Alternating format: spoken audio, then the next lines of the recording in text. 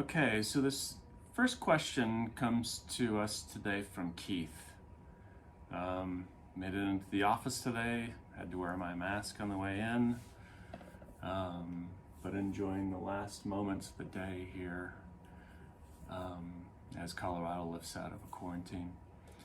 So Keith's question had to do with monetization. Is a client of his got a patent issued, very broad patent, lots of good applicability. They hadn't produced it, there was no company involved, but at any rate, it was a great idea. And his question was, how do you go about seeking investment? And it depends a lot on the circumstance.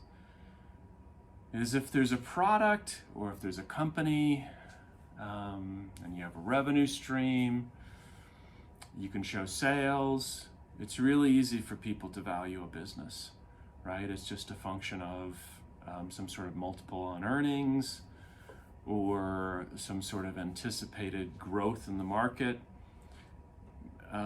Most investors are very well equipped to understand something like that. When you don't have a prototype, sales or anything like that, you simply have a patent. It's a much more difficult task, right? Because a patent is only the right to exclude somebody from doing what's covered in the patent. So you have to convince somebody that doing it, perhaps exclusively,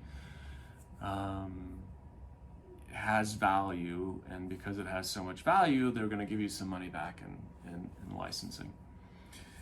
So that is a tall task, and it depends a lot on the market. So what you want to do is you want to think about if somebody did introduce this product, why would they, or what might motivate them? So for this particular space, it had to do with hardware, consumer hardware. And what we did was we thought about the different folks that practiced and produced product in that area, right? And thought who strategically might want to have the next new feature to add to their product. And sometimes that's an underdog company that's looking for some way to differentiate themselves. Sometimes that's an established player that wants to stay on top of the market all the time. Sometimes it's a supplier. You know, in this scenario, there were some suppliers that added features such as this to sell to the manufacturers of these types of products. So you want to look to see who might want it and why they might want it. And if you can get the who and the why, it's much easier to perhaps get in front of somebody that might care. But it's a difficult task. It's a very difficult task. So sometimes what you look for is somebody who's in a tight position, right? Maybe it's somebody that hasn't had good technology in a while.